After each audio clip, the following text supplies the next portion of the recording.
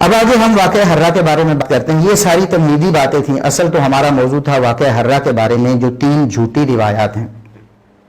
دیکھیے واقعہ حرہ کیا تھا.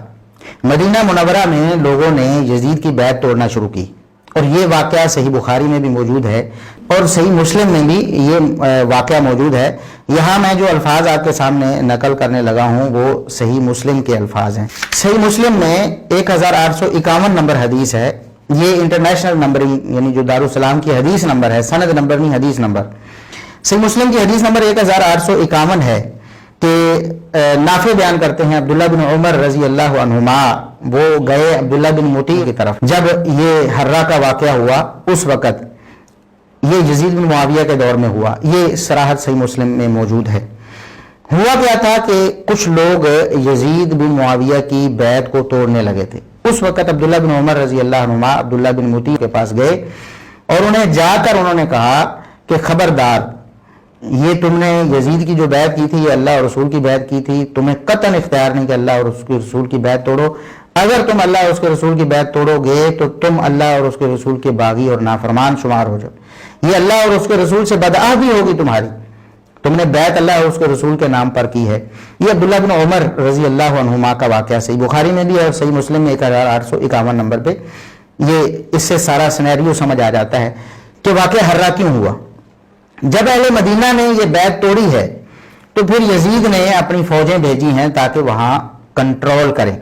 ظاہر ہے بیعت ٹوٹ جاتی ہے تو وہاں حکومت کی ریٹ نہیں ہوتی. جو بھی بندہ ہو ظاہر ہے اس نے حکومت کی ریٹ قائم کرنی ہے. یہ کوئی نہ کہے کہ آپ یزید کی وکالت کر رہے ہیں یا حمایت کر رہے ہیں. ایک بات اور ایک سینیریو آپ کے سامنے رکھ رہے ہیں. اچھا کیا اس نے, برا کیا, اس کا نظریہ کیا تھا, اس کا عقیدہ کیا تھا کہ اہل مدینہ پر ظلم و ستم کرنا تھا, تو اللہ رب العزت اس سے پوچھے گا. بعض علماء یہ بھی کہتے ہیں کہ انہوں نے, جیسے کہ شیخ الاسلام ابن تیمیہ رحمۃ اللہ علیہ ہے, انشاءاللہ اگر آج وقت ہوا تو وہ خانہ کعبہ پر جو چڑھائی کی بات کی جاتی ہے, خانہ کعبہ کو آگ لگانے کی, اس پر بھی بات کریں گے. وہاں شیخ الاسلام ابن تیمیہ رحمۃ اللہ علیہ نے فرمایا ہے کہ قطعاً یزید کی یہ مراد نہیں تھی کہ وہ بیت اللہ کی حرمت کو پامال کرے. مسلمانوں میں سے کوئی بھی ایسا نہیں سوچ سکتا. ہاں ان کی مخالفت جو افراد سے تھی نہ کہ علاقے سے. بہرحال یہ تو ایک بات ہے, ہم اس بات کا فیصلہ کرنے نہیں بیٹھے ہیں کہ یزید نے اچھا کیا برا کیا. واقعہ حرہ کے آپ کو پس منظر بیان کر رہے ہیں کہ واقعہ حرہ یزید کی فوجیں آئی ہیں, اہل شام آئے ہیں اور انہوں نے آ کر اہل مدینہ کو روکا ہے بیعت توڑنے سے.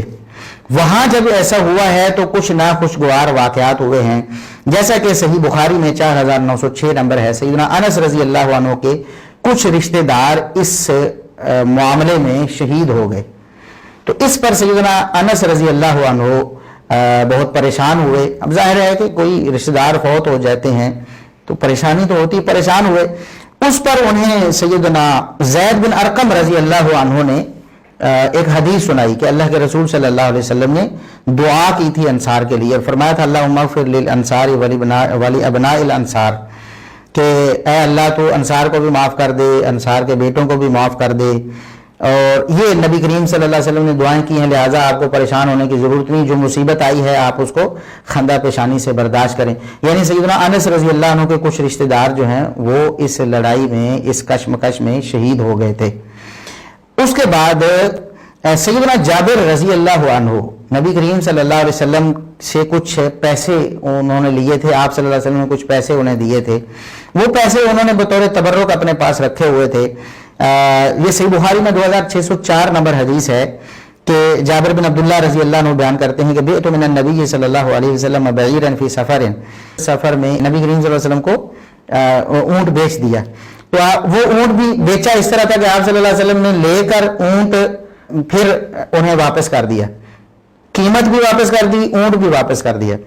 تو آپ صلی اللہ علیہ وسلم نے فرمایا کہ مسجد میں جاؤ 2 رکعتیں پڑھو.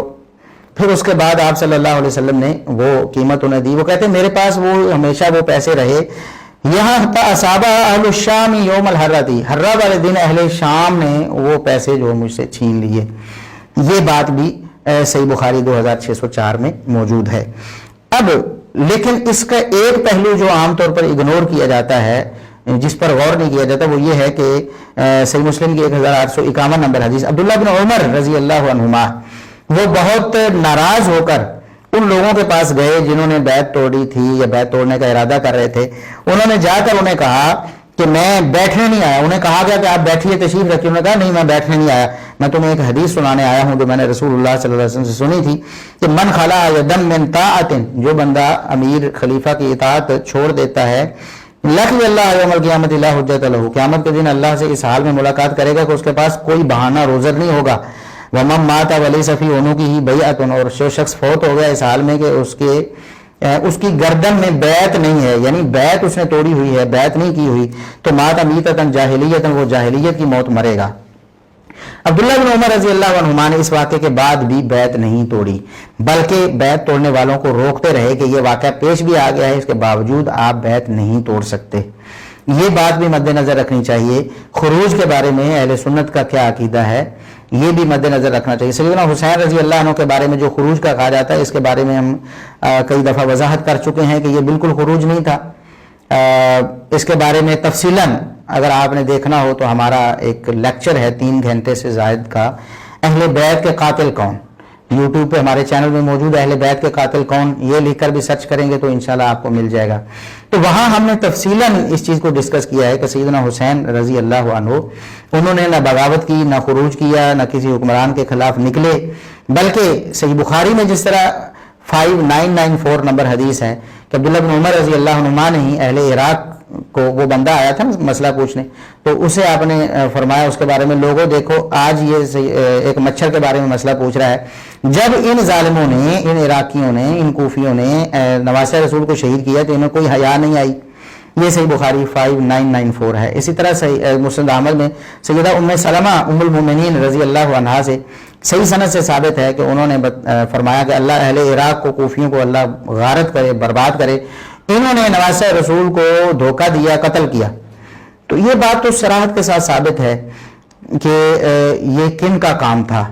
سیدنا حسین رضی اللہ عنہ قطعاً کسی کے خلاف خروج کر کے یا بغاوت کر کے نہیں جا رہے تھے.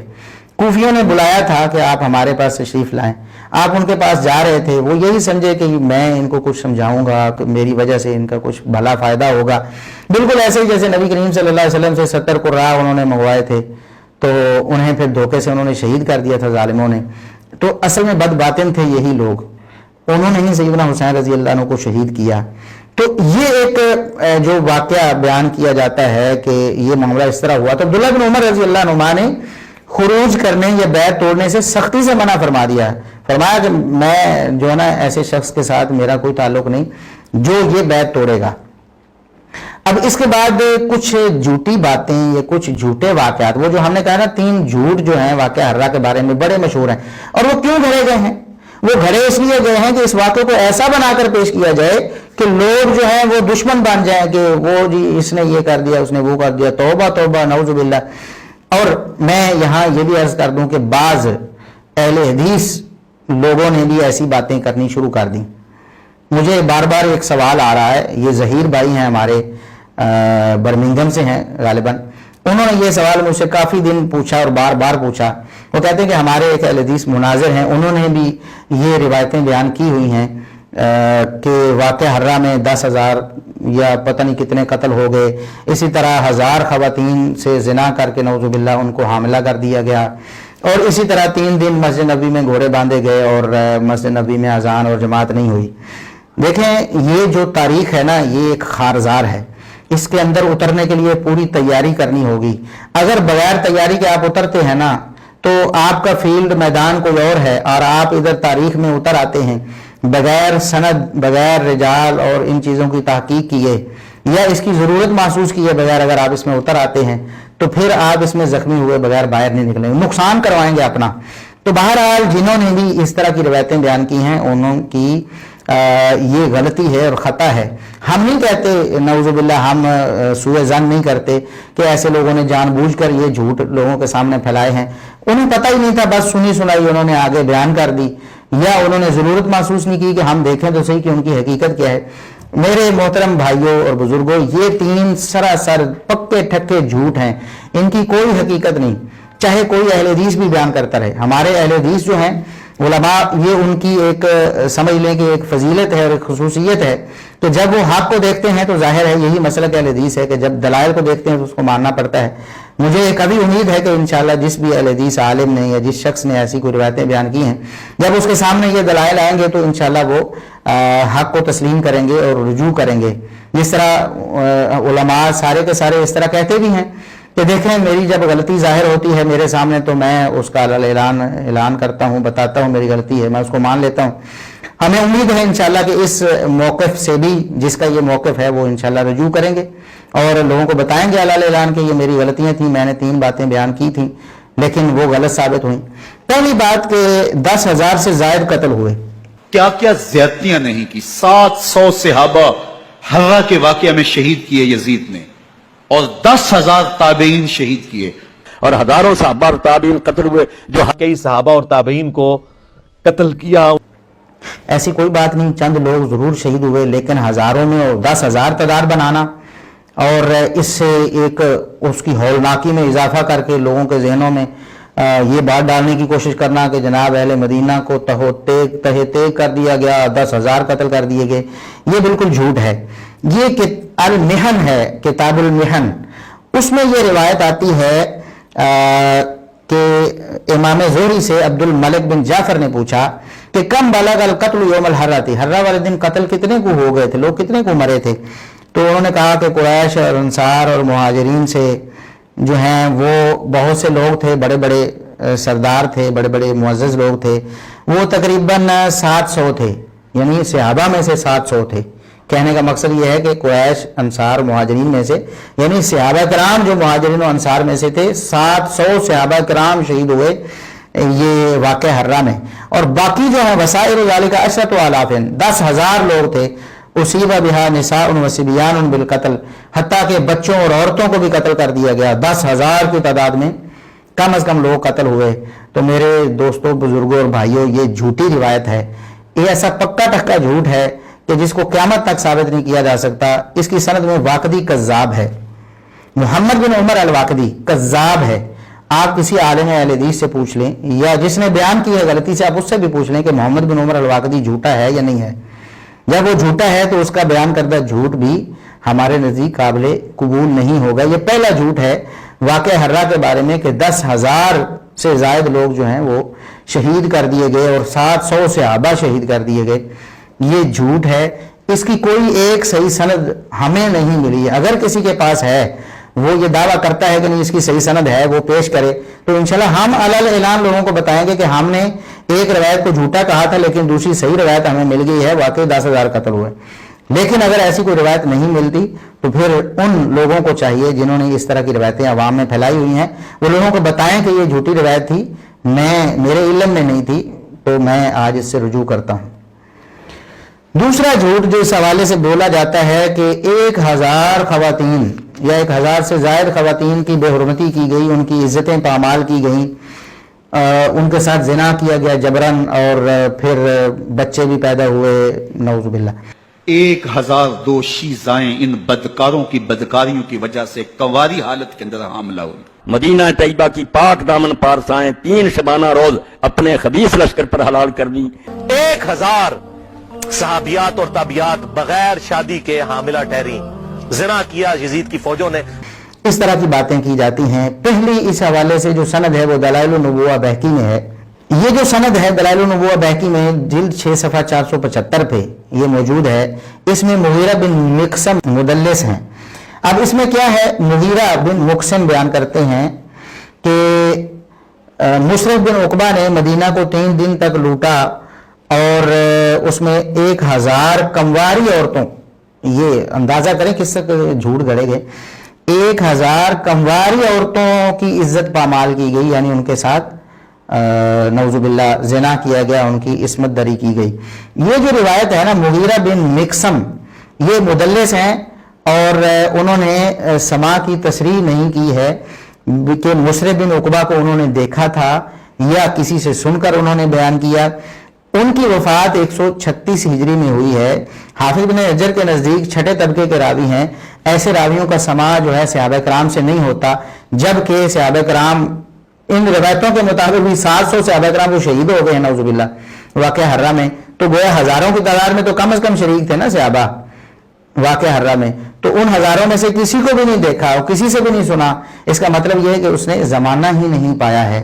اور پھر کس سے سنا ہے کس سے نہیں سنا ایسی کوئی بات بھی بیان نہیں کی، یہ بھی بالکل ثابت نہیں۔ اسی طرح الاصابہ حافظ بن حجر رحمۃ اللہ علیہ کی کتاب ہے، جلد 5 صفحہ 21 اور 22 پہ ایک روایت نقل کی گئی ہے، اس میں یہ ہے کہ ایک شامی عورت کی عزت، ایک شامی شخص ایک عورت کی عزت لوٹنے لگا اہل مدینہ میں سے، یعنی شامی فوج کا ایک سپاہی جو تھا وہ ایک مدینہ کی ایک عورت کی عزت لوٹنے لگا، تو عبداللہ بن مطیع نے اس کی جان چھڑوائی اور شامی کو قتل کر دیا۔ یہ ایک روایت ہے جو بطور دلیل پیش کی جاتی ہے۔ یہ روایت سخت انقطاع کی وجہ سے ضعیف ہے۔ مصعب بن عبداللہ الزبیری 156 ہجری میں پیدا ہوئے، 156 ہجری میں پیدا ہوئے، جبکہ واقعہ حرہ 63 ہجری میں پیش آیا۔ 63 سے لے کر 156 تک تقریباً 100 سال کا فاصلہ ہے۔ 100 سال کا فاصلہ، درمیان میں کون تھا، کس جھوٹے نے یہ بات بیان کی ہے، ایسی کوئی بات یہاں موجود نہیں ہے۔ جو کہتا ہے کہ ایسا ہوا ہے وہ اس کی سند ہمارے سامنے لے آئے۔ تیسری جو دلیل دی جاتی ہے وہ علامہ ابن الجوزی رحمۃ اللہ علیہ کی کتاب ہے المنتظم، تاریخ کی کتاب ہے، اس میں جلد 6 صفحہ 15 پہ انہوں نے ایک سند نقل کی ہے، جس میں یہ کہ ایک عورت نے دوران طواف ایک سیاہ انسان سے معانقہ کیا اور بوسہ دیا، پوچھنے پر بتایا کہ یہ میرا بیٹا ہے، یعنی عورت مدنی تھی، مدینے کی، اس نے بوسہ دیا ایک سیاہ انسان کو دوران طواف، سیاہ انسان سامنے آیا تو اس سے لپٹ گئی۔ جب کسی نے پوچھا کہ یہ کیا کر رہی ہو، اس نے کہا یہ میرا بیٹا ہے، میرے ساتھ شکل اس لیے نہیں ملتی کہ اس کے باپ نے حرہ والے دن مجھ سے زنا کیا تھا جس سے یہ پیدا ہوا۔ توبہ توبہ۔ یہ جو روایت ہے خالد الکندی اور ام الحیثم دونوں مجہول ہیں، اس میں ان کا کوئی عطا پتہ نہیں، نہ ان کی توثیق، نہ ان کے حالات، نہ ان کی نیکی تقوی، کچھ بھی معلوم نہیں۔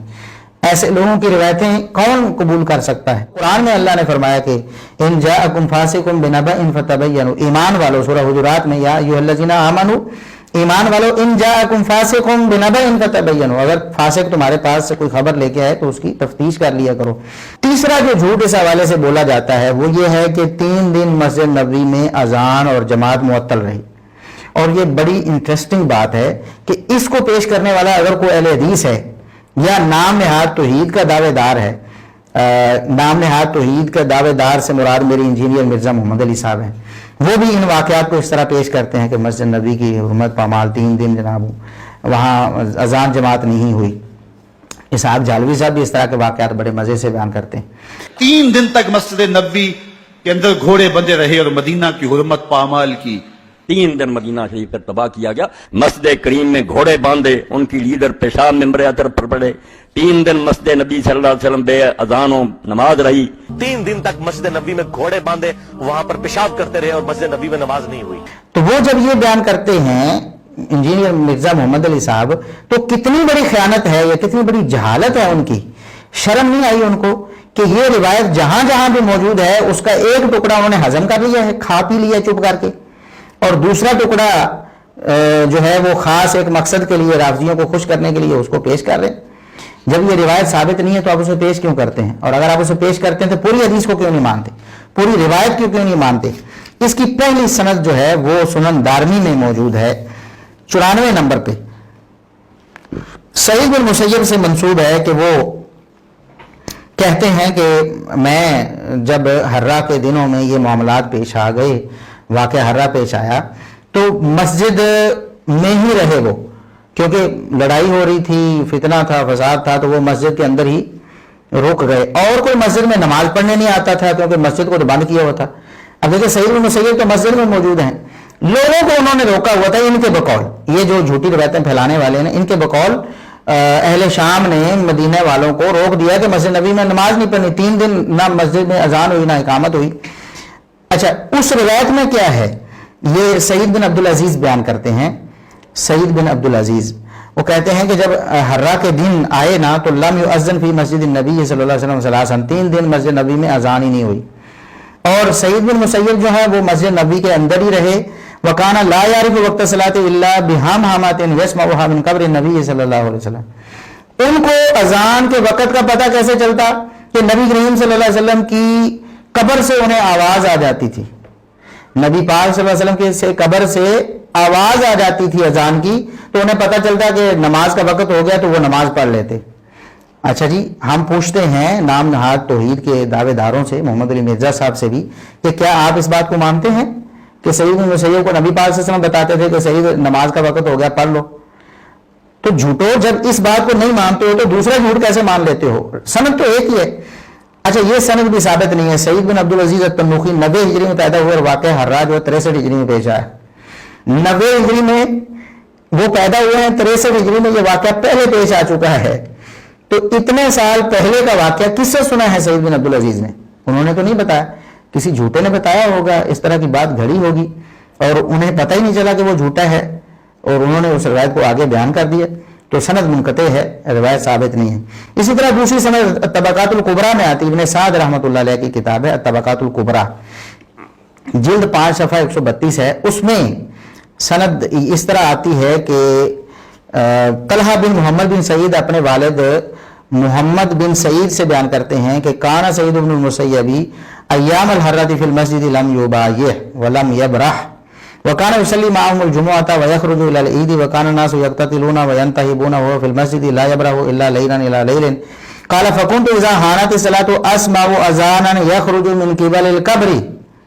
سعید بن مسیب کہتے ہیں کہ جب یہ فتنہ ہوا، لوگ لڑ رہے تھے، میں مسجد کے اندر ہی رہ گیا، تو جب نماز کا وقت ہوتا تو مجھے قبر سے اذان کی آواز آتی تھی، تو یہاں تک کہ لوگ امن میں آ گئے اور دوبارہ نماز اذان اور باجماعت نماز شروع ہو گئی۔ اس سے پہلے تک میں مسجد میں رہا، لوگ نہیں آتے تھے، لیکن مجھے قبر نبوی سے اذان کی آواز آتی تھی۔ یہ بھی جھوٹی روایت ہے۔ محمد بن عمر واقدی کذاب ہے، محمد بن عمر واقدی کذاب ہے۔ اسی طرح طلحہ اور اس کا والد محمد بن سعید، یہ دونوں جو ہیں وہ مجہول ہیں، ان کی کوئی معتبر توثیق ثابت نہیں ہے۔ صرف امام ابن حبان نے صغار میں ذکر کیا ہے، لیکن ان کا اس طرح توثیق کرنا معتبر نہیں ہے، اہل علم جانتے ہیں۔ یہ بھی جھوٹی روایت ہوئی۔ تیسری روایت اس حوالے سے ہے، وہ بھی طبقات الکبریٰ میں ہے، جلد 5 صفحہ 100۔ اس میں بھی سعید بن مسیب سے ہی بیان کیا گیا۔ عبد الحمید بن سلیمان ابو حازم سے بیان کرتے ہیں اور ابو حازم سعید بن مسیب سے بیان کرتے ہیں کہ مجھے وہ دن یاد آتے ہیں، حرہ والی راتیں، میں مسجد میں تھا، مسجد میں میرے علاوہ کوئی بھی نہیں تھا۔ وَإِنَّ أَهْلَ الشَّامِ لَيَدْخُلُونَ زُمَرًا زُمَرًا، اہل شام جو ہے نا وہاں آتے تھے گروہ در گروہ، اور وہ کہتے تھے انظروا إِلَىٰ هَٰذَا الشَّيْخِ الْمَجْنُونِ، اس پاگل بڈھے کو دیکھو، نعوذ باللہ، کہ یہ ادھر مسجد میں کیا کر رہا ہے؟ مسجد میں نہ نماز ہوتی نہ جماعت ہوتی، یہ ادھر بیٹھا ہوا کیا کر رہا ہے؟ ظاہر ہے مسجد میں بیٹھنے کا مقصد تو یہ ہے کہ اذان جماعت وغیرہ، جماعت ہوتی ہے تو گھر چلا جائے، ادھر کیوں بیٹھا ہے؟ نعوذ باللہ، یہ انہوں نے کہا۔ تو وما یاتی وقت صلاۃ الا سمعت اذانا فی القبر، سعید بن مسیب سے منسوب ہے کہ جب بھی نماز کا وقت ہوتا تو مجھے نبی صلی اللہ علیہ وسلم کی قبر سے اذان کی آواز آتی، پھر ثم تقدمت فاقمت فصلیت، میں آگے بڑھتا، اقامت کہتا، نماز پڑھتا، وما فی المسجد احد غیری، میرے علاوہ مسجد میں کوئی نہیں ہوتا تھا۔ اس میں عبد الحمید بن سلیمان ضعیف راوی ہے، عبد الحمید بن سلیمان ضعیف راوی ہے۔ یہ آپ نے دیکھا 3 روایتیں اس حوالے سے تھیں، تین روایتیں تھیں، تینوں کی تین ہی جھوٹی اور ضعیف ہیں، منکر ہیں، کوئی بھی روایت ثابت نہیں ہے۔ اور ان تینوں روایتوں میں نبی کریم صلی اللہ علیہ وسلم کی قبر سے اذان آنے والی بات موجود ہے۔ کیا انجینئر مرزا صاحب اس بات کو مانتے ہیں کہ نبی کریم صلی اللہ علیہ وسلم کی قبر سے اذان، آپ صلی اللہ علیہ وسلم اذان دے کے سعید بن مسیب کو بتاتے، آپ اذان دیتے اور سعید بن مسیب وہاں نماز پڑھتے، کیا یہ مانتے ہیں؟ یا کوئی اہل حدیث عالم جو اس روایت کو سنی سنائی بیان کرتا رہا ہوگا نا؟ ظاہر ہے کہ اگر کسی اہل حدیث عالم نے کتاب کھول کر خود پڑھا ہوتا تو اسے پتا ہوتا کہ یہ روایت بیان کرنے سے تو میرے گلے میں یہ بھی پڑھنے والی ہے بدعت، یہ ایک غلط اعتقاد پڑھنے والا ہے، تو پھر وہ اسے اگر صحیح سمجھتا تو لوگوں کو بتاتا بھی کہ حرہ والے دنوں میں یہ ایک کرامت سعید بن مسیب کی ہوئی کہ نبی پاک صلی اللہ علیہ وسلم ان کے لیے اذانیں کہتے رہے۔ یہ اگر بیان نہیں کیا یا اس کو جھوٹا سمجھا ہے تو دوسرے جھوٹ کو کیوں پھیلایا ہے؟ اس کا مطلب یہ ہے کہ یہ سارا کچھ سنا سنایا تھا، روافض اور نیم روافض اور اس طرح کے لوگوں نے اس طرح کی جھوٹی روایتیں لوگوں میں پھیلائیں، اور اسی طرح وہ سنی سنائی کئی باتیں بعض عالم بھی ان کو صحیح سمجھنے لگے اور آگے پھیلانے لگے۔